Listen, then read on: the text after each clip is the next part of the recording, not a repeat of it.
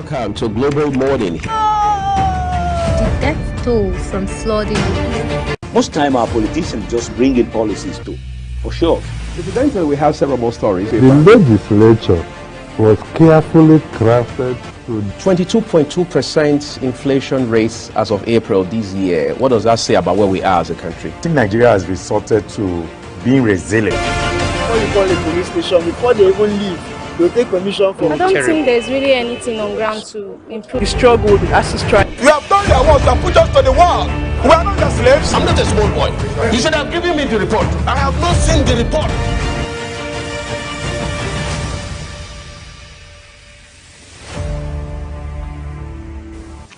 Hey, thank you for joining us here, everyone. This is Global Morning Weekend. I am Agmo Fregbe. We're live in Abuja, Nigeria's capital. Turns out we found a way to drag Queen Agaba into the show this weekend. Good morning. It's so good to see you this beautiful Saturday morning. Right. After, a long... All the madness of the week, all the hustling and bustling, things like that. Yes, I can imagine. All right, so we spent the week talking about several things. I mean, how many can we really say? But then we just had to do a bit of a highlights. Some of the issues that we discussed all the way from Monday through Friday. Yourself and I, we had been here anchoring a couple of those days. Then we also had Juma Manson and Anthony Mamadou also doing their thing on a couple of days during the week. And all of these editions of Global Morning just basically focused on very topical issues, including, for example, the decision by the CBN to relocate its banking supervision department to Lagos, not the entire CBN. Again, that's where misinformation comes in. Some people are now saying, particularly on social media, that the CBN is going to move altogether to Lagos, which is not true, right? So again, that was misinformation, disinformation, and fake news altogether.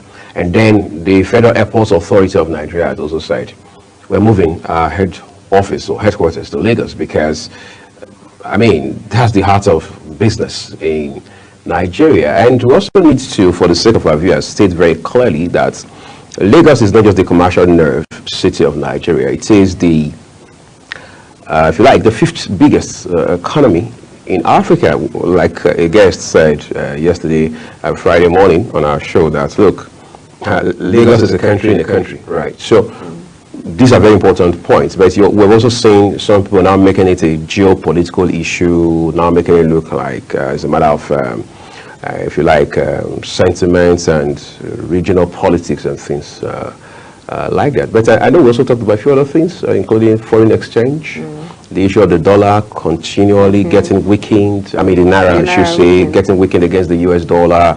Just yesterday, Friday, for example, we are hearing that it had weakened so badly that the dollar at the autonomous market, the popular black market, was selling for as high as 1,400. Are you excited or sad about it? Or you wish you had like $100,000? Certainly not excited. Not excited about it. And then I know we hammered on quite a lot of other topics, kidnapping. Right. Insecurity, particularly in the FCT. Yes, in the FCT. And in the North in general, we hammered on that. And then we talked about, majorly, I think most of the things, our discussions were centered around insecurity. And then I like that. And then we also spoke about the FCT minister coming out. And the statement that was credited to him, right? Credited to him, and how sensitive. It was a whole lot. Sure was. I think we shouldn't bore our viewers this weekend, all right? Let's just go straight, and bring you a snapshot of all of these discussions. We'll back shortly with you. Welcome to Global Morning. The death toll from flooding. Most time our politicians just bring in policies too, for sure. Incidentally, we have several more stories. the legislature was carefully crafted to 22.2% inflation rate as of April this year. What does that say about where we are as a country? I think Nigeria has resorted to being resilient. Before you call a police station, before they even leave, they'll take permission from. I don't think there's really anything on ground to improve. The struggle, the ASIS strike. You have done their work and put us to the wall. We are not the slaves. I'm not a small boy. You should have given me the report. I have not seen the report.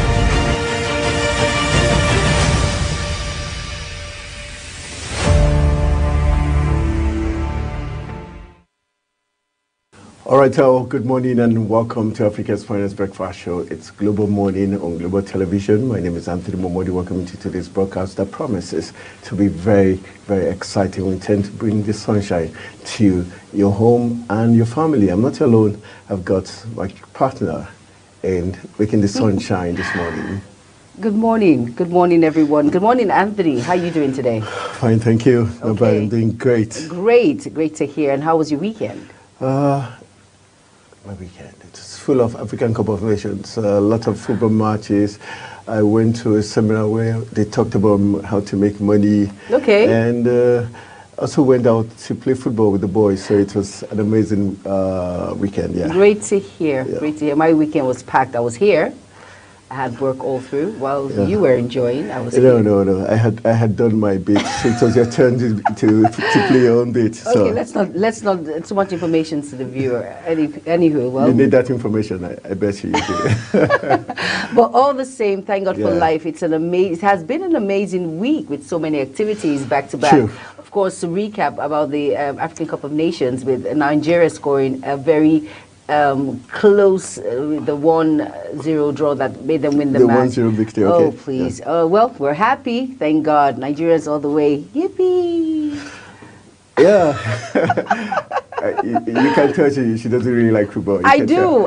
When it comes to my own country, I'm a patriot. I'm very patriotic. Don't get it twisted. We're going to put her to test before the end of the day. But just to let you know, lots of amazing things aside football taking place in Cote d'Ivoire. Lots of other things did play out in in Nigeria. We have lots of issues as regards Serap and others suing Godswill Akpabio, talking about the Senate president for inflating his own budgets. So to say, they say pardon.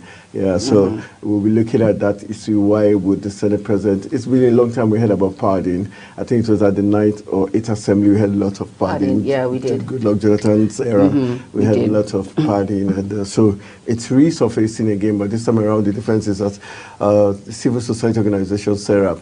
I think one thing about SERAP, they are very quick to sue, take people to court, but okay, I think they've won once or twice. Yeah, they have. But I think it's even if they don't win all the time, it's good to know there's a CSO that's always putting governments on their toes. And I like the way that headline was federal government versus the 20 concerned Nigerians. I like how that headline was captured, really. Of course, we are concerned. We should know what is happening when it comes to lawmakers, how activities are being done, especially in the National Assembly. The inflation was really high, like from what it was to what it is now. Seriously, the lawmakers, it's very important that everyone comes together, all hands on deck when it comes to that bill that was taken to the height. I think they'll just tell you that besides, it's like we're having dollar issue, so they have to also increase theirs. Everybody, the shoemaker on the street is increasing his fares, so everybody has to increase. So I don't think I'm so surprised. I'm even surprised it took them this long before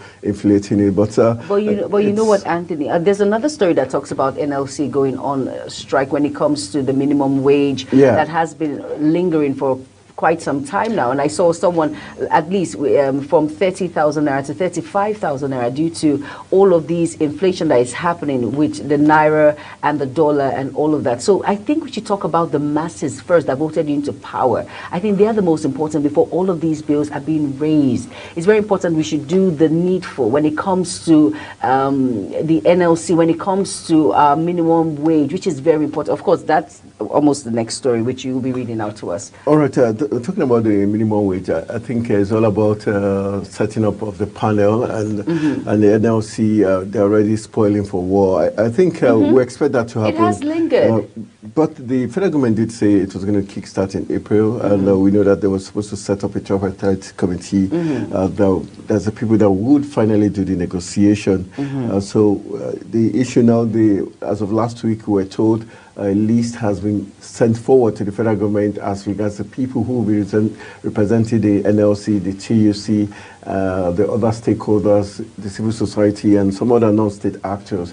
But the issue is right now is the amount, what the amount should be, is where the cross is already. So, but let's see, time is going to tell, but I think it's too early for the NLC and TUC to already start saying they're spoiling for war already. They should probably wait, let them sit at the table, and if probably what they're suggesting or insinuating, the federal government is not buying into it, then they can now start talking about protest or going for strike. I think it's too early. But it's for me, Anthony, it's never too early. We know how all of these things always play out. The back and forth, back and forth, back and forth, and at the long run, well, I'm not predicting anything, but we all know how it plays out. It's a routine. Of course, we know how the NLC have threatened to go on strike. They've gone on 3-day strike, 5-day strike when it comes to things, not even in regards to the minimum wage, but other concerning issues of the nation. And we know how it plays out. We know how the federal government always lingers when it comes to issues like this. It's very important they take it seriously. I think it's never too early to say.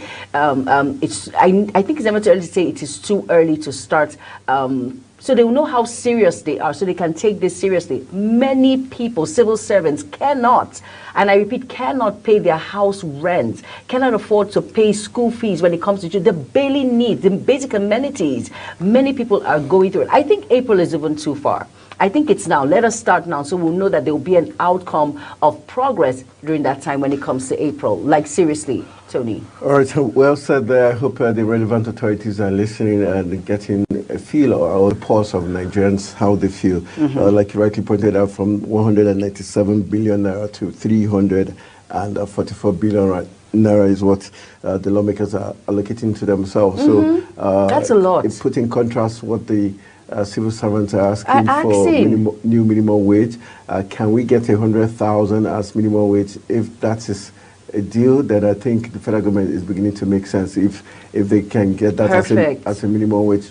But that's why I said I think they need to sit at the round table and talk first, probably come to the desk and talk, then issues will be sorted out. But looking at it, I just want to give this present administration some benefit of doubt. We saw those issues play out in the last administration, but this is Tinubu's administration. He might just want to do something different, and so let's see, probably he'll get something really fantastic. And with what is ongoing, when it talks about suspension, probe, and all of that, so far so good. And of course, I keep reflecting back to the New Year's Day speech that was given by President Bola Ahmed Tinubu, which gave a sense of hope, a sense of relief that there will be monitoring teams to monitor all of these individuals in authority, to just bring a sense of succor when it comes to civil servants, individuals who are actually struggling, the vulnerable. Everyone is being carried along. So, like you said, let's give the benefit of doubt. But for me, it's never too late to start this particular negotiation when it comes to civil servants and, of course, the federal government.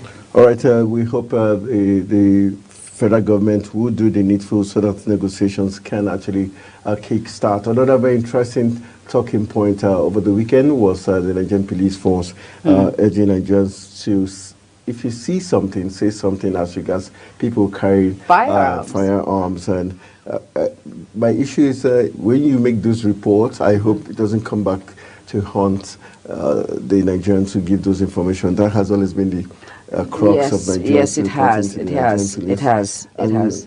Is that the best way they can, like recover arms from Nigerians?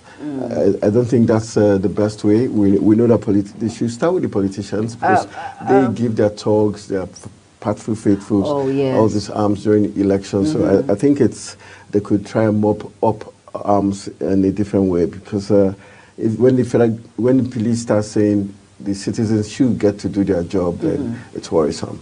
Yes, it's worrisome. And at the same time, individuals, first of all, you ask, why are individuals with firearms?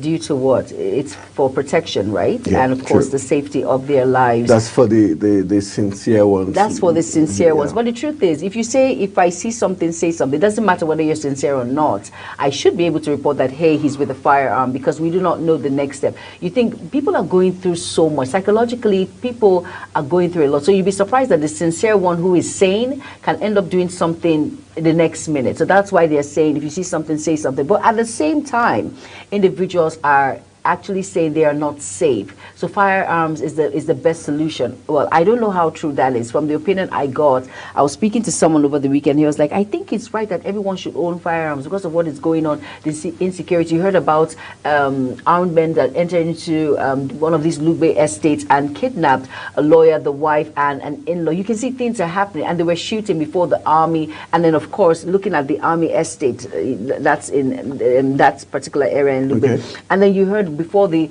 army personnel came in, there was like a rift, the firearms going on between them, and of course the armed men swept away with the wife and the in-laws, and so many things are happening. Insecurity in FCT is on the rise. So that firearms, reporting, I don't know how effective that will be. I don't know, my own opinion. For some security experts, they believe if Nigerians are allowed to bear arms, there's going to be a lot of killings. And true. If you look at the fact that in terms of the drug-related drug abuse we have in the country on the very high, so if Nigerians, especially Nigerian youths, are so much into drugs, so you can imagine what's going to happen if Nigerians start to bear arms. So I think we're still not ripe for that, but community policing is a talking point we need to probably give us a third, look at, because the fear has been that state government would use it against their rivals and the elites in a particular state. But now, the way it's going, I think community policing will be very effective in terms of what Olu Muyiwa is calling for. That's the PRO of the police, who is saying, okay, if you see anybody with an arm, get to report. With community policing, I think that will make it more effective. Yeah, so let's see what's going to play out in the coming days. And I think we've got some stories, Jackson. Yes, yeah. Okay. now you've only showed me that you're not a foodie like me. Okay. Really? Because you didn't pronounce taste and texture. No, I was giving you a clue, like no, you were not. For you to, because I don't want to take your shine. I know you're good in the kitchen, so I wanted to enjoy. I'm good in the kitchen. Okay, well, of course we have I'm better in the kitchen. Of course, we have rundowns when it comes to our segments. We have taste and texture, we have business, we have sports, and of course we have the first discussion of the day, newspaper review, and then the first discussion of the day on the Global Morning. It promises to be interesting, right, Anthony? Yeah, definitely. We've got one of Nigeria's finest lawyers who will be coming to talk to us.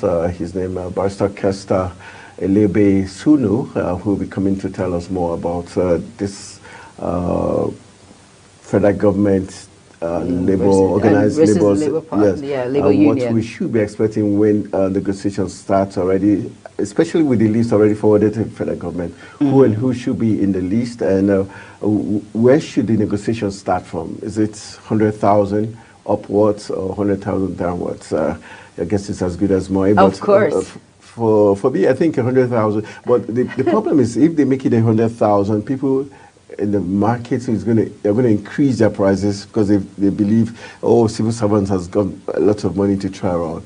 Probably that's where price control comes into play. Yes, price control would, for food items. Yes, definitely price control would definitely come into play. Food items, like when it comes to rent, for instance, when I read that report and I saw many civil servants cannot afford to pay rent. In Lagos State Governor has issued that you cannot increase your rent. You cannot increase your rent, and you pay. Is it 6 months and then 6 months again? But not full 1 month. No, because you, of course, the issues on ground before all of these issues, but that has been the stake in Lagos as we speak. But definitely there will be control of school price. That's if marketers will adhere. Because they'll tell you it's my money. Once is a rule, in a state like Lagos where rules are obeyed, I think it will fly. Well, hopefully, fingers crossed. But 100,000 is not a bad idea. To start with for civil servants. Civil servants. But my question is, what happens to the private sector? Are they going to get some relief? Because nobody speaks for the private sector. Most times they speak for the public sector. And not forgetting that it's not everyone that can be civil servants. Yeah, truly. But let's see how the negotiations play out. All right, we've got something for us. Let's quickly go for a quick break and probably see if we've got taste and texture for you. Then I will come back and give you more give you some business news for the day, and AM News is still by the corner, where we'll give you all the big stories making the rounds in Nigeria and on the globe. Stay with us.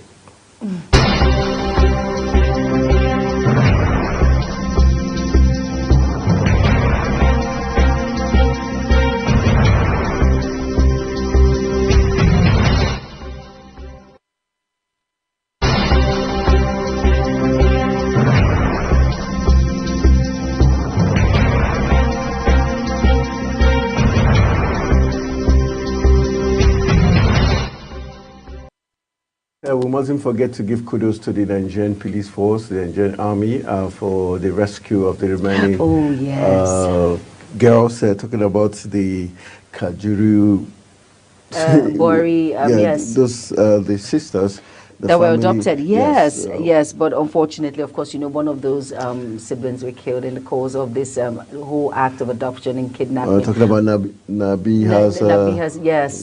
Yes. But all in all, we should be grateful that the girls, those in captivity, have been rescued by the security agents. So kudos, and not just them, and others that were kidnapped with them in the Kajuru, in Kaduna forest in the southern part of Kaduna.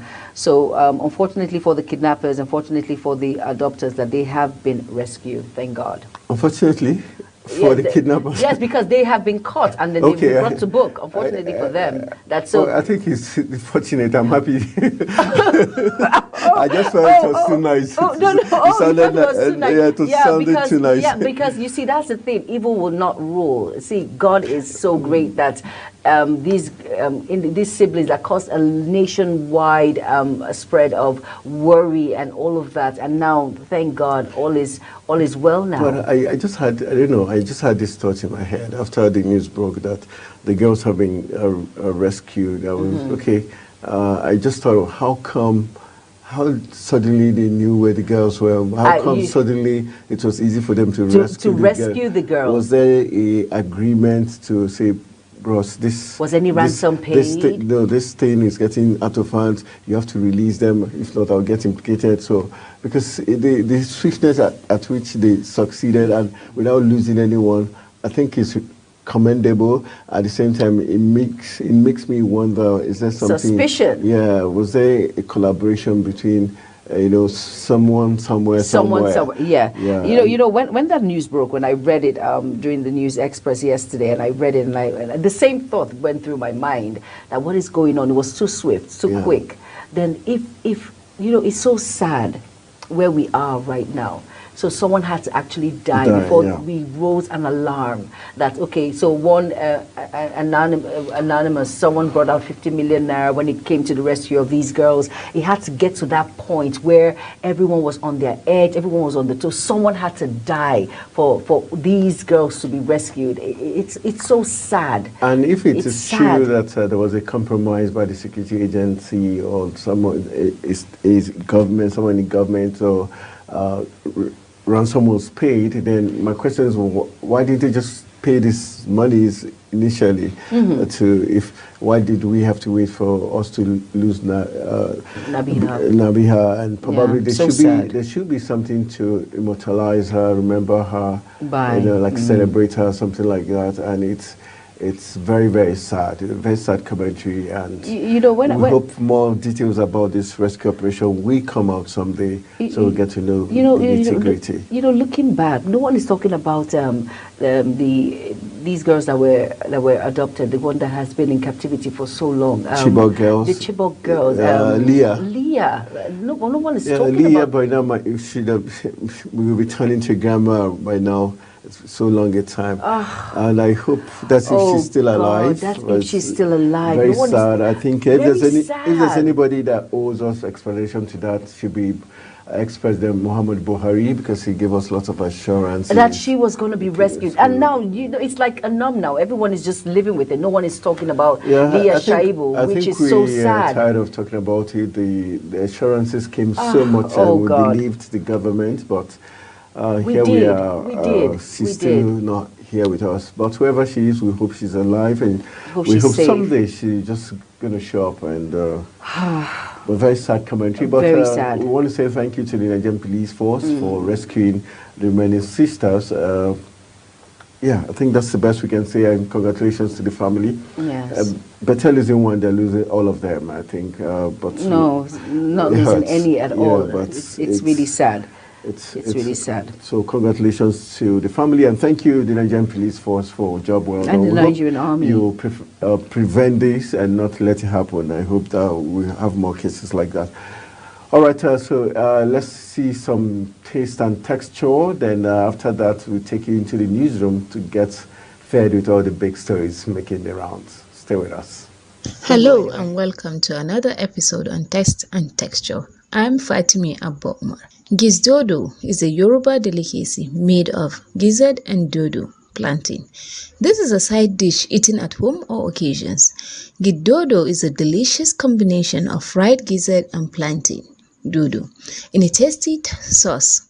The exact origin of gizdodo is difficult to trace, but Nigerian event caterers were the first to serve them alongside small chops on special occasions. It can also be served as a side dish with rice, yam, or chips.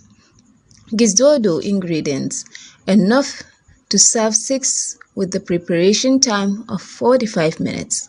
3 giant-sized ripe plantain, chicken or turkey gizzard 500 grams, 4 cups of sliced tomatoes, half cup of sliced pepper, scotch bonnet, 1 cup of sliced onion, 1 cup of sliced green pepper, 2 seasoning cubes, 150 ml vegetable oil, salt to taste. Extra vegetable oil for frying plantain 400 ml. The actual recipe for gizdodo takes 150 ml of vegetable oil. The extra oil will be used for frying the ripe plantain gizdodo. Preparation: start by peeling off the back of the plantain and chopping to smaller bits with kitchen knife. Slice the tomatoes, pepper, and onions as seen here. And now to the gizzard preparation. There is really nothing special about cooking gizzard. You just want it soft and tasty.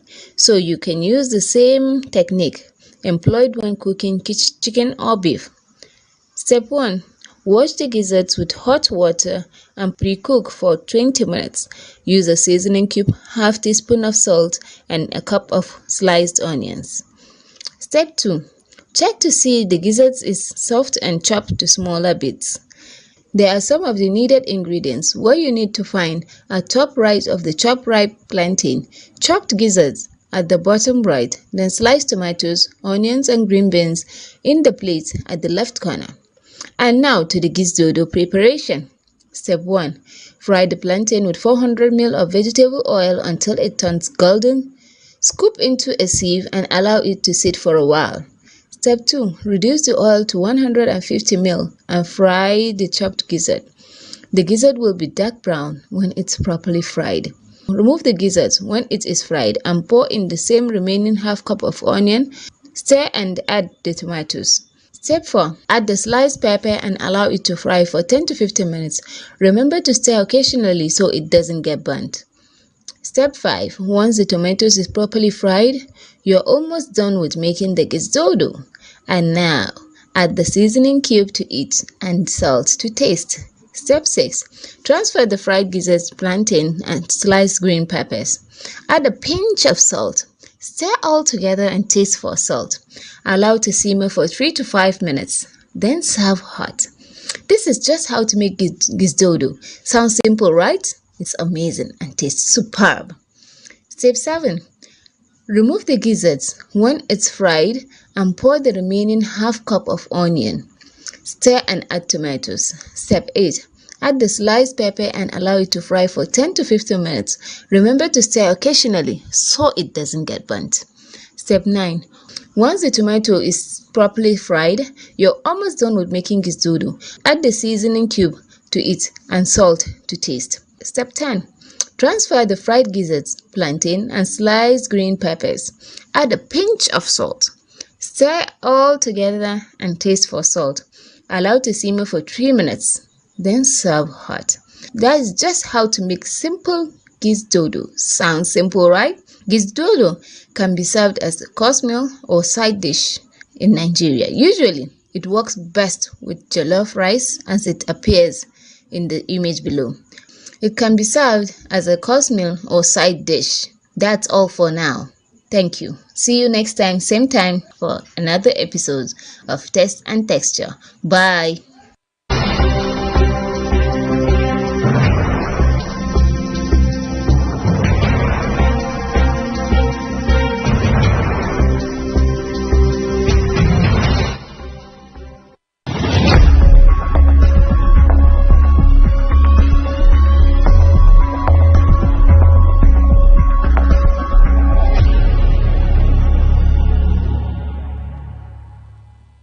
Welcome to Global Morning. The death toll from flooding. Most time our politicians just bring in policies to, for sure. Incidentally, we have several more stories. The legislature was carefully crafted to 22.2% inflation rates as of April this year. What does that say about where we are as a country? I think Nigeria has resorted to being resilient. Before you call a police station, before they even leave, they'll take permission from I don't think there's really anything on ground to improve. the struggle with the ASIS strike. You have done your work, you have put us to the wall. We are not your slaves. I'm not a small boy. You should have given me the report. I have not seen the report.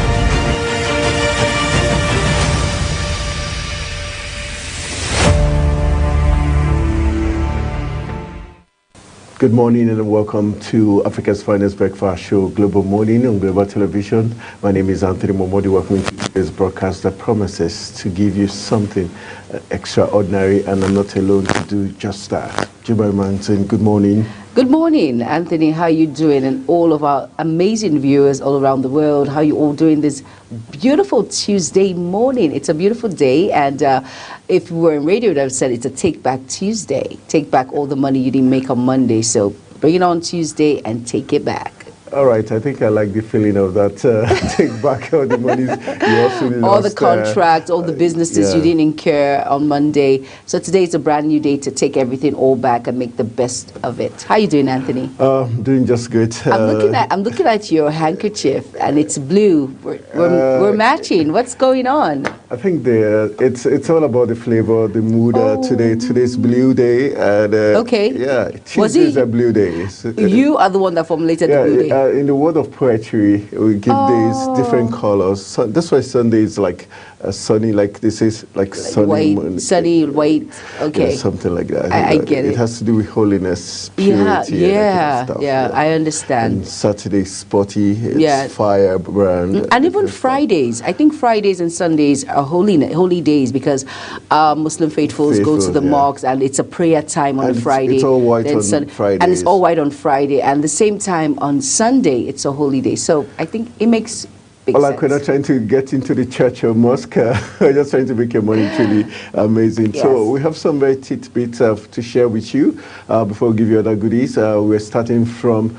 the state of peace and tourism. Yes, that's what used to be known for. Talking about Plateau State, where the 16 sacked PDP lawmakers have said because the Supreme Court has ruled in the favor of the governor, so technically it means it has also ruled in their favor because they were sacked based on the same reason, and so they're saying today they're going to today's Tuesday, so plenary is today, so they're going to be resuming duties today, and they've already informed the other lawmakers who were brought in through the back door, so to say, now through the Court of Appeals verdict, to stay away from proceedings today, that they're going to take charge. So let's see. We hope it's not going to be violent. We hope the security agencies will do the needful to ensure that everything goes peacefully, and the fact that the governor is also on their side, hopefully everything is going to be just fine. Yes, but you know the appeal. It's something that this is a very sensitive issue, because if the court has ruled in the favor of the governor of Plateau State, he would have included also with the lawmakers, instead of all of these contradictions and all of that. And some people are out, some people are in. So the others that were in, they'll have this. Okay, what is going on? It's going to cause it's going to cause a lot of problems. I hope it won't. But of course, this all of these things that are happening would just cause a little bit of unstableness. What if it doesn't work in their favor, or what if they were not actually called back? Let's just see how it plays out and all, right? hopefully, but already we know that the right thing should be done. Since the Supreme Court has ruled in favor of the sitting governor, hopefully it's to just align, even if there's any appeal or any other legal issue that's to come up, they're definitely going to follow suit with what the Supreme Court has said. So that's on that note. Then we also have something interesting coming from Rivers State. Rivers State still with lots of controversies. We know fully well that Nyesom Wike, the Minister of the FCT, is the godfather of that state, so to say, in Nigerian politics. And the issue about the Supreme Court ruling yesterday that the passage of the 800 billion naira budget, appropriation bill, was illegal. So it means it has to be reviewed and redone again, and because it was passed to members who were not, recognized. So I think that's another interesting. Very interesting, yes, in Rivers State. In Rivers State, and of course, annulling what that the governor has no such right to implement lawmakers on that bill that was passed. So let's just see how it all plays out. But I hope it all goes in well. The due process should be done. It's very important, really. Yeah, and the court has already warned the governor to desist from trying to interfere with he has, whatever. He has no legal ground, no legal. To do that. Yes, to do that. And also to release the funds so that the processes and the work of the House of Assembly members will go on without any hitches. So we'll get to see how well Sebi Fubara would adhere to the rulings and the verdict of the Supreme Court. All right, you have some other issues you want to share? Yes, looking at, let's come home now to the FCT, talking about insecurity. It says here, Wike warns against politicization of insecurity in FCT. When I read that report, I was like, okay, and he says people are not talking about the fact that the security agents are doing their much needed. I think, okay, sorry, finish up. Because I think he's just... for me, what he's saying is like saying thank you to the president for being president. That's what you came out to do. It's a role, it's the job you're supposed to do. So when you're doing your job, you shouldn't be thanked. You shouldn't demand to be thanked. If they thank you, fine. But you shouldn't demand it. It's your job. I beg to differ, Anthony. Why? The thing is, you should at least give credit. That's what I'm saying. When they give credit, you should not demand it, because you're just like you're doing Global Money and you say the management should come and tell you thank you for doing Global Money. He's not saying that. He's just saying that politicians and some people are using this as an avenue to commit chaos. Most people are excuse me. In Rivers State, he's causing chaos in Rivers State. Exactly, so but he's trying. We think. Well, I am not for, and I am not against. I'm just on the fence because saying the obvious. The obvious. Everyone thinks that Wike. Of course, it's glaring that. Of course, he's cocky. You are saying that on national TV that he's cocky, but the thing is, everyone is entitled to their own opinion, and if you have made grounds in a particular political state, because of course we know Wike has actually made grounds in Rivers State. We cannot take that away from him. He has made a lot of impact. If you look, let the truth be said. Of course, we say he's been Rivers State. I'm only telling you, insecurity. We're talking about the insecurity. And we're talking about the person in question, which is Nyesom Wike. I am not for or against. I'm only telling you. Of course, we know what is around the circumstances surrounding Nyesom Wike, and of course the issues in Rivers. Well, let's come home now to the FCT and says just give credit to the security agents and how well they are trying their best possible to fight insecurity. And most people who are benefiting from this issue are so much out there. A lot of people are benefiting from kidnapping. Are you aware? A lot of people are benefiting from the fact that people are being adopted every day. A lot of people are benefiting that people are being hijacked. So many things are happening. So he's saying, don't look at the negative. Let's look at the positive. At least there is like, how will I put it? I'm looking for the right word. There is, he's making an effort. So we shouldn't look at it as if he's being distracted by what is happening in Rivers. He's not concentrating on the Federal Capital Territory. No, he's saying, please, let us just give credit that he is making an effort. Well, I don't want to agree with you on saying give credit because that's what you're supposed to do. So I don't think I deserve to give him credit. Some people don't know what they're supposed to do, and yet they don't do it. Done. All right, let's go to Benue State, where the Nigerian police, now we have to give credit to the Nigerian police. In Benue State, they were able to arrest 2 persons who had plotted to kill the Speaker of the House of Assembly in Benue State. And that's why we're giving them credit, is because they did not let it happen. Prevention before it happens, then you go and release the kidnapped victim and you say you want credit. Now you're doing the job by ensuring that it wasn't done. So credit to the Nigerian police force for arresting 2 suspects who were about to kill the Speaker of the House of Assembly in Benue State. I think we want to say kudos to the Nigerian police force there. To all security agents. And there's a story about Kanu, the Supreme Court releasing the certified true copy finally as regards the judgment they passed 5 weeks ago, which says he should be released unconditionally, but it wasn't released. Rather, he was made to face the High Court for treason, and so the Supreme Court released it yesterday, and so the family, his younger brother, Prince Emmanuel Kanu, and everybody saying, okay, that's the way to go. It looks like our judiciary is beginning to become really good, because for them to release it, even if it didn't favor the federal government, if it was released. So it was released. It just shows transparency in the aspect of the judiciary. It shows transparency. It shows that the people are lawmakers who are elected now are ready to work and to carry everyone along. It favors you or not, the right thing and the right judgment must be done. All right. Kudos to the Supreme Court and judiciary. Yes. Also, we're talking about finally February 15th is when he's going to be buried. Yes, and remember what Lucky said. He says it's not going to be a gloomy affair, but a celebration of life, and I completely agree. Really, I fear for that statement. I fear in the sense that the state's funds are going to be. There's a word. I have a friend that she uses. Is it slush or splosh? Oh boy, they're going to just. It's going to be party all the way. It's going, of course, that's. And Yorubas, we know them for parties. Owambes, other parties, all the Ashoebi and all of that. So when he says celebration of life, believe me, it's going. I feel. I don't know. It's going to be a shutdown. It's going to be a shutdown of back-to-back celebration, which it is. As in, that alone is something. It shows a high pedigree of which the respect in which he has.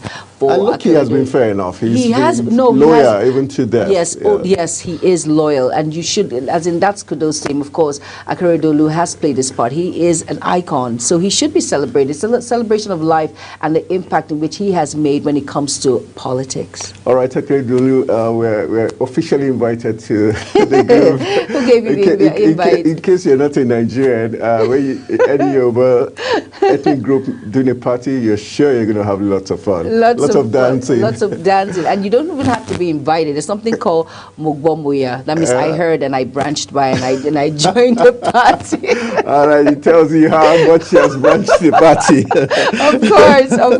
All right, let's take it to Canada on the global scene this time. Canada is saying there's going to be a cap on visas for students, 2-year visas, and so they're making it more restrictive. Of course. They've gotten so many numbers. When you look at it, 2023, we saw the jackpot syndrome. A lot of people jackpot through that means, through student visas, trying to leave the country. So I think they've had enough. I say they're overpopulated at about this point, so they want to do a crunch down. Anyway, and James, they hold you to the deck.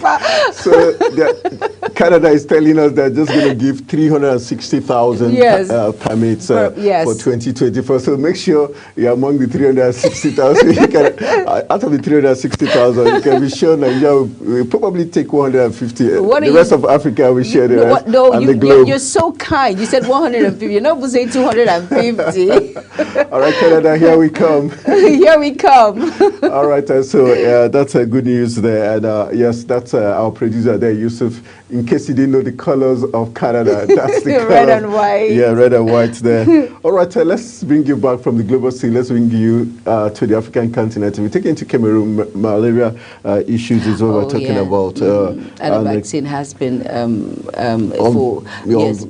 unveiled from Cameroon. Yes. The RTS and the the RTS vaccine and also the S vaccine is going to be unveiled for Cameroonians, so that because it's been said that mosquito-borne disease kills more than 600,000 people a year, mainly in Africa, according to the World Health Organization. And children under 5 years old account for 80% of the death on the continent. Following that, a pilot phase of the RTS and S vaccine is being rolled out.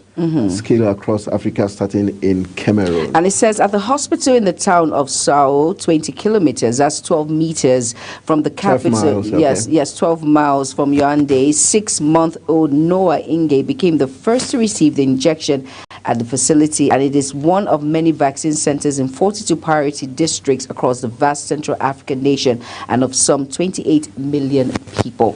Well, that's good news. And of course, it says the jab will be offered free of charge, according to the government, and systematically to all children under 6 months old at the same time as other obligatory or recommended vaccination. And that's good news, really. Good news. At least, yes, the jab. Noah Nga has made history, the first child. The first child, yes. That shot. So that's good news. So that's good news. That malaria wouldn't kill children under 5 again, because 80% is quite a very large one out of 600,000. It's a large number. Continent. It's a large number, really. It is. All right, let's take you to there's love in the air, and we're taking you to Spain. You've got the story as regards the Spanish police making arrest as regards Spain's the love scam. It's been said that the Spanish police on Monday said they had arrested a Pakistani man in connection. In connection with the killing of 3 siblings in their 70s over debt reportedly linked to an online romance scam. The suspect turned himself in on admitting his involvement in the incident related to a triple murder in a house in Morata de Tajuna, that's in Spain, and the police statement had revealed. Very sad commentary. 3 siblings in their 70s. So we're not even talking about teenage love now. We're talking about love scam on internet. And look, it's very funny.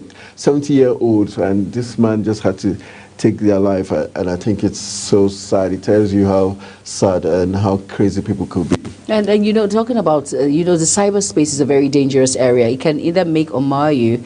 So, of course, that sort of thing, that, it's really sad. And in their late, the peak of the prime of their life. It's so sad to just reach such a message. 70 years, oh my goodness. I'm sure they must have achieved a lot and their life was just snatched away. I'm sure their grandfathers, great-grandfathers, and then this sort of issue. I'm sure it happened way back, and it's just revenge from the blast from the past. The funny thing is, it was a love scam, so it wasn't like the love was genuine. So yes, it wasn't. That's what I'm saying. He did it out of passion, or he did it out of hate when he found out that it was a lie. You couldn't scam them or couldn't get the money, debt. We're talking about money and debt here, so very sad commentary. All right, let's just give you the last piece of something we're chit-chatting, some of the trending stories on the global scene. Let's tell you concerning WHO is where we're going next, talking about the World Health Organization. After the COVID pandemic, a lot of stories talking about Tedros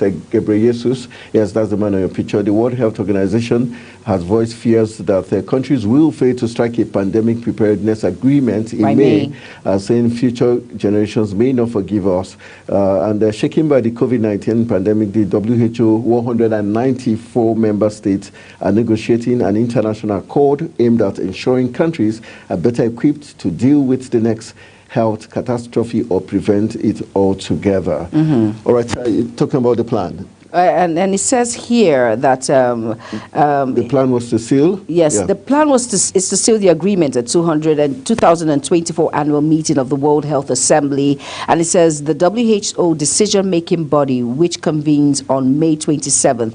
But WHO Chief Tedros said time was running out, and if nobody's prepared to budge, the whole project risks going nowhere at the opening of the WHO Executive Board meeting in Geneva.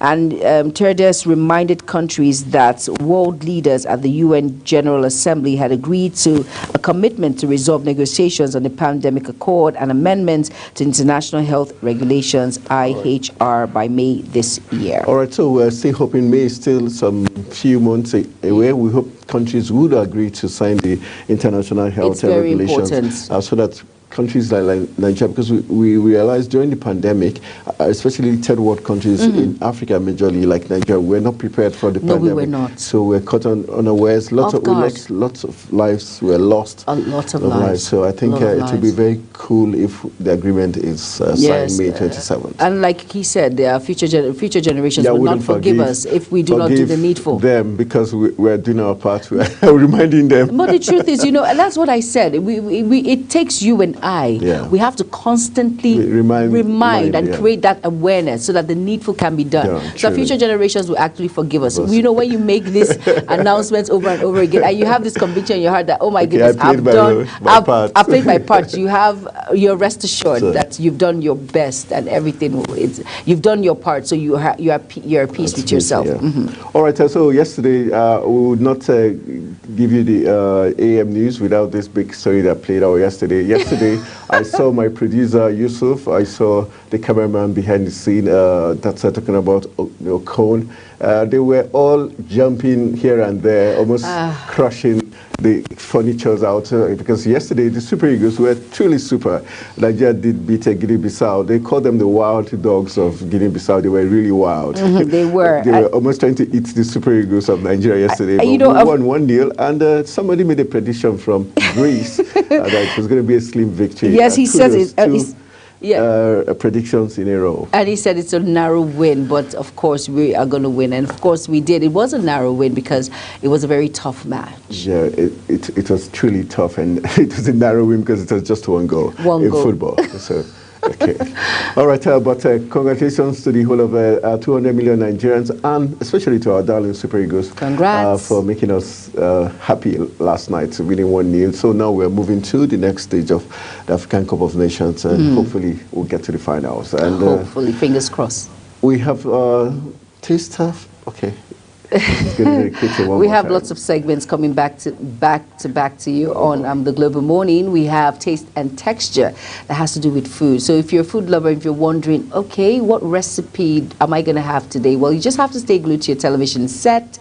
And then, of course, we have business segments and then sports. But before all of these, we have the AM news, which will be hitting you will be listening to the AM news this beautiful Tuesday morning. Right, Anthony? Yeah, it's definitely all the big stories. You're going to get all the big stories, including some of the chit-chats. Probably you get insight details, and we get some very great reports from our reporters who are always on ground to get all the big story. And I have one of my favorite reporters, the way she stresses her day. She breaks it in down. Like they say in English, syllables, right? Yeah, she breaks it down so you don't miss it. All right, so these and many more goodies will be coming your way as long as you keep watching Africa's Finest Breakfast Show, and we're ready to make sure your morning is truly amazing. Yes, it is. And let's just quickly go on a quick break.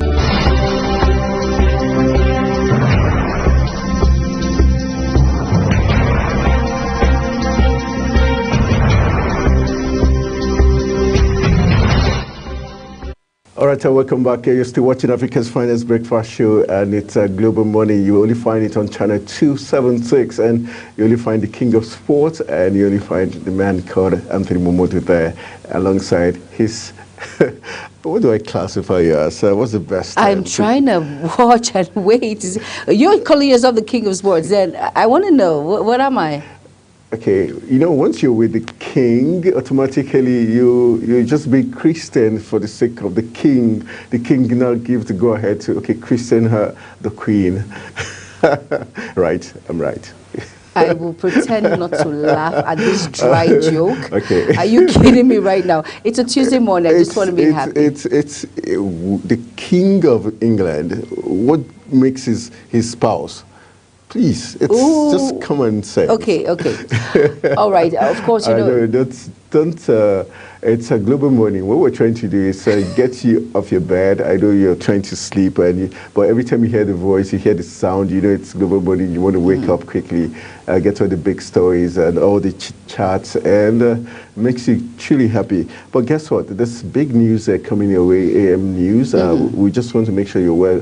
Aside making you wake up early in the morning, chit-chatting you and giving you all the big stories on the global scene and in Nigeria and in the African continent, we also want you to be well informed as you guys, so that when you step out, you make the right decisions, business decisions, sporting decisions, and don't forget the taste and texture, because you did breakfast in the morning to be... You do. And sometimes you need to know the happenings making rounds, which is very important, right? So get up from your bed and just stay glued to your television set, or as you get ready for today's, today, basically getting up and going to work and doing the needful. Right. I'm trying to... All right. I just said sleepy eyes because it looks I heard you. But there was no response. I heard you. There was supposed to be a response. I wanted to ignore. I wanted to ignore that aspect. The king speaks and the queen answers. Okay. The king. All right.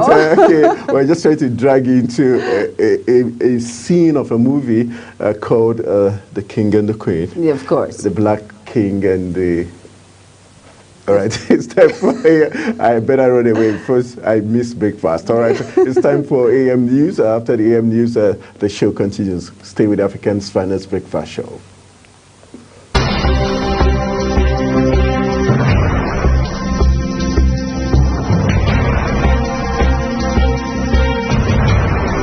This lecture was carefully crafted to 22.2% inflation rates as of April this year. What does that say about where we are as a country? I think Nigeria has resorted to being resilient. Before you call a police station, before they even leave, they'll take permission from... I don't think there's really anything on ground to improve. The struggle with the ASIS strike. You have done your work and put us to the wall. We are not the slaves. I'm not a small boy.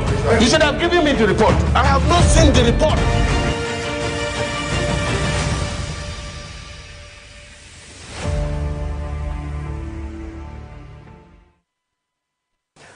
We sincerely apologize for that hitch with audio there. It was caused by a technical problem, which has now been resolved. Thank you so very much for your understanding. This is Oyagmo Fwebe. Again, welcoming you to Global Morning here on Global Television. We are in Abuja, Nigeria's capital. I was just saying a while ago that it's Friday, and as such, is the last working day of the weekend for many people. A good weekend is indicative by the Friday that precedes it, all right? And today is Friday, so we want to make the most of it for you here at Global Television, and we would like to be sure that you have plans to also maximize it to your benefit. But then again, the issues that are unfolding and some of them developing in our country are such that we just cannot look away from several of them, but then we just have to pay attention to a handful of them. For instance, there is the challenge now of Forex. We understand that the CBN, I mean the EFCC, of course the CBN is doing its bit by way of tightening policies around the foreign exchange segments of the markets.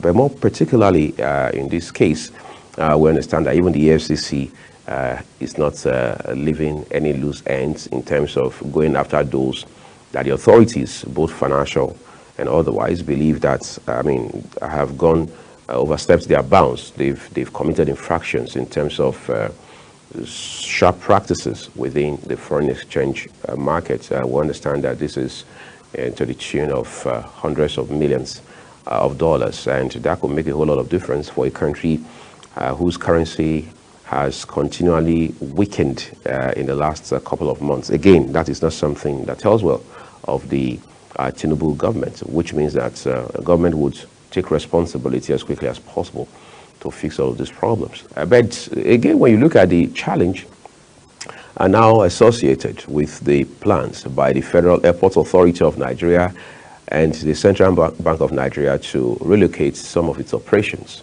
maybe some very critical ones to Lagos.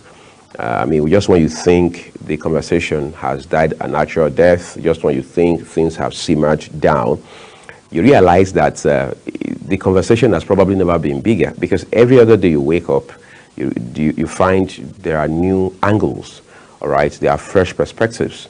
There are new developments, some of them very radical, coming up along those lines. And they point back to some very deep-seated issues that we have had to deal with in this country. Some of these issues are religious, others are ethnic. You have those that are tribal. You have those that are regional. Because every time you are having this sort of conversation, every time an incident like this happens, you see us quickly switch to geopolitics. We're now talking about the southeast. We're not talking about the south-south, the southwest, the northeast, the north central, or we just go on a two-way kind of ride. We're talking about the north and the south.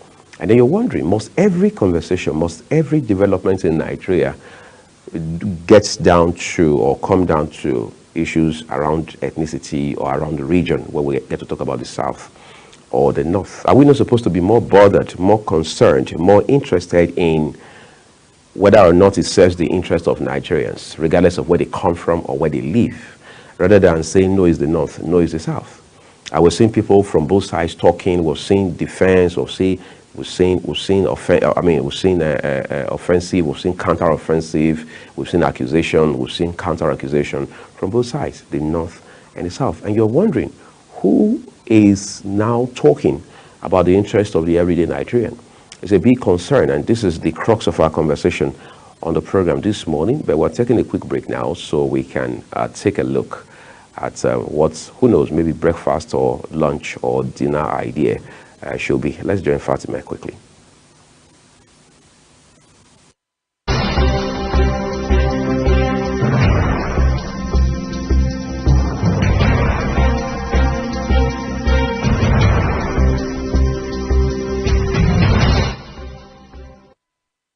Hello and welcome to another episode on Taste and Texture. I am Sharana J. Custard is a variety of culinary preparations based on sweetened milk, cheese, or cream cooked with egg or egg yolk to thicken it, and sometimes also flour, cornstarch, or gelatin. Custard meal is simple yet very difficult to make. A lot of people often wonder how they can make a custard meal that is free of lumps. Watery custard meals is also a big problem for many people. In Nigeria, we usually add evaporated milk to our custard meals, so the main requirement is that the custard is thick after preparation so that when the milk is added, a perfect consistency will emerge. But if the custard is watery already, adding milk will result to a complete liquid which is not fit for consumption.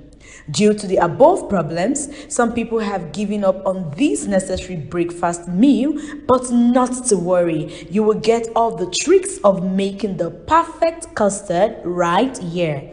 And now to the ingredients needed in making custard. Firstly, we'll need our custard powder, water either cold or hot, evaporated milk, sugar to taste. And now to the preparation. Put some custard powder into a good sized bowl. Custard rises during preparation, so you should use a bowl big enough to contain the custard meal in its risen state. If in doubt, use a very big bowl. With time, you will learn which quantity can comfortably fit in which bowl size. 2. Start mixing by pouring a small quantity of cold water into the bowl of custard powder. Stir and add some more water till you have a medium mix with no lump. When nearly ready, put a kettle of water to boil. Make sure the water will be enough. It is better you boil too much water than not have enough water. 4. Just before the water boils, stir the custard mix very well because some of the custard may have settled at the bottom of the bowl. If not stirred well, this is the major cause of lumps when you start making the custard. Step 5. Once the water boils, pour it slowly but steadily into the bowl of custard and stir at the same time. Pouring the hot water slowly and stirring at the same is very important because this prevents lumps from forming. Step 6. Once you see the custard settling, stop stirring and reduce the flow of water you are pouring till the custard has completely set. Step 7. Set the kettle aside and stir the custard very well. If it's too thick for you, you can add more hot water. But be careful, else your custard will become watery. And remember that you will still add liquid evaporated milk. Lastly, add your pig milk or any evaporated milk of your choice and some sugar to taste, and stir everything to the way you like. You can take your custard with beans, moi moi, akara, plantain, bread, and the list goes on and on. That's all we have for you today. Bye.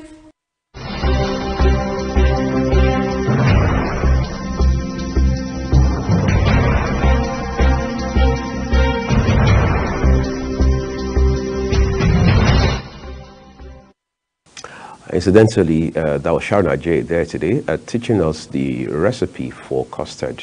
Not everybody is a big fan, I know, but I am, unapologetically so. I am a huge fan of pap, of custard, whatever it is. But the challenge is, I've seen people who can, even men who can make almost anything in terms of cooking. But then they think custard is too tricky for them. They are not able to find a way around it. So every time they attempt to fix a bowl of custard, it becomes it's a disaster. And as such, over time, it has become a nightmare for them. But I love the aroma, I love the feel in your mouth, and that you even have options to go with it, whether it's akara, the one some people would say is bean cake, all right, or is moi moi, the one also referred to by some persons as bean pudding. These are options that can go with custard. Some people just want it to go alone, all right? But the whole idea is, once you like it, whether you have something to complement it with or not, or supplement it with, is secondary. The important thing is custard can be a great meal, especially for breakfast. Also works for dinner for some people. So just a while ago, before Sharon brought us that on taste and texture, that's reporting, we're looking at the issue of the idea that every time government takes a very critical step, we are looking at it from the lenses of region, of ethnicity, of tribe, of religion, and so on and so forth, which has happened again with the CBN issue, and everybody has been talking, tongues have been wagging about it. So we want to have that conversation on the program today from new perspectives, in such a way that we can look at all the angles associated with this development, because it's very clear that this is not going to be the last. Of course, this is obviously not the first of moves like this one, because the argument has been that Abuja is the center, and when you move a department of the CBN as critical as banking supervision to Lagos, you move the headquarters of the Federal Airports Authority of Nigeria, FAN, to Lagos. What you're doing is you're regionalizing, all right? You're taking actions that defeat the purpose or the idea behind making Abuja the center of unity in the first instance. That's an argument on the one hand. There's the other argument that says, look, it's only a no-brainer that FAN has to be headquartered in Lagos. Banking supervision has to move to Lagos, because the banks that are supervised, all of them, no one left, have their corporate head offices in Lagos. And as such, it's better you bring the regulatory agency or the regulatory department closer to them, as close to them as possible. That's the argument. And then for the Airports Authority of Nigeria, the argument too is, well, the busiest airport is in Lagos. Lagos is the commercial nerve of, for some people, not just Nigeria, but for West Africa. Some say, well, to a large extent, it's also for Africa. But then the point being made by this school of thought is that Lagos is the commercial city, the commercial nerve center of Nigeria, and as such, there are just things that have to be domiciled in that city, including ports, for example. So we're also going to be having concerns around maybe ports, the NPA, and so on and so forth. But nobody has really raised an eyebrow about that, for instance. So the question is, do we bring sincerity of purpose to all of these conversations when we're talking? Are we true to ourselves? Because there's also the concern now that, okay, you're moving all of these departments like the banking supervision of the CBN, you're moving the Federal Airports Authority of Nigeria back to Lagos because the governor, the president at this point is a Lagosian or is a Lagos person. all right, or is from the Southwest. That sort of argument. That's one strand of the conversation. So there's that becomes a basis for some people to say, well, when you have a president from another region tomorrow, maybe from the president of Southeastern extraction, he can also decide to move maybe CBN, banking supervision, to Oka in Anambra State, or to somewhere in Enugu, or to Umuahia in Aba, and things like that. So tomorrow you have a president from the north. So what happens? He moves it to Sokoto or Kaduna or Kebbi or Kano or something. And then you have the next day, maybe someone from the south. He moves it to Port Harcourt or to Asaba or to Uyu or something. But we can't continue to run around this vicious circle. That's the point. Let's take another quick break now. When we return, my colleague Queen Agaba will be here with me on the program. Do stay with us, everyone.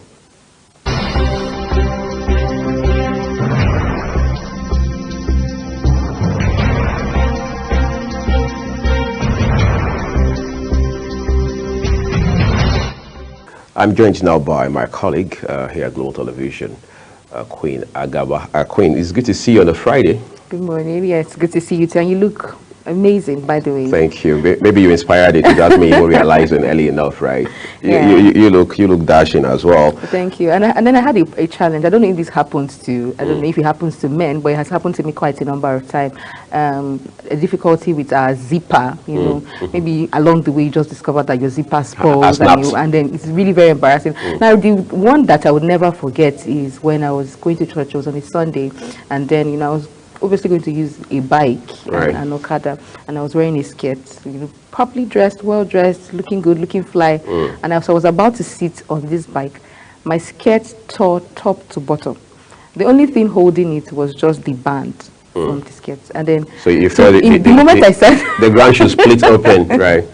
And then, you know, it's a junction where you have passersby, quite a busy spot, right? Busy spot, and then the bike guys. I just sat on the bike, and for a few moments I was contemplating what to do.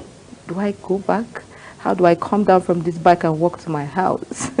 Obviously, bikes are not allowed in the estates, and it was quite a difficult choice you had to make, right? So, but the security were, you know, considerate enough to know that I had a challenge, and then that's how I allowed the bike in, right? Allowed the bike in. Okay, I mean, I'm not sure that's something you wish on your enemy, is it? And I don't wish for it a second time. Coincidentally, this morning, as I was coming here, my zipper spotted. The affliction is not supposed to return, right? This is a different kind of affliction. I don't want to return it. It's interesting. Now we understand what it means when you hear celebrities say they've had what's it called again? Wardrobe malfunction, right? Exactly. It's something that can be very, very embarrassing. But Queen and I are just going to take a quick break now. The show returns shortly after this break, so we can bring you the Global AM News. Stay with us, everyone.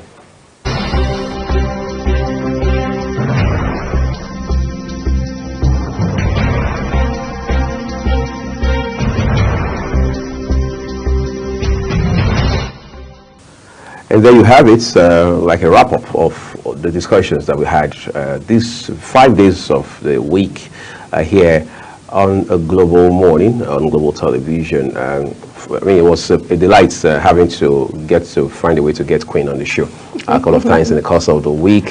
She had her own dramatic moments on Friday morning, but she defied the odds and still showed up for work. I think that's the spirit in journalism, in broadcasting, in the media generally. Exactly. The passion outweighs the challenges, right. the challenges, the obvious challenges and issues that will come up. For example, yesterday morning, you know, on my way here, I was already dressed, you know, excited to be on Global Morning and, you know, talk about big stories on the papers, and then my zip there was a snap.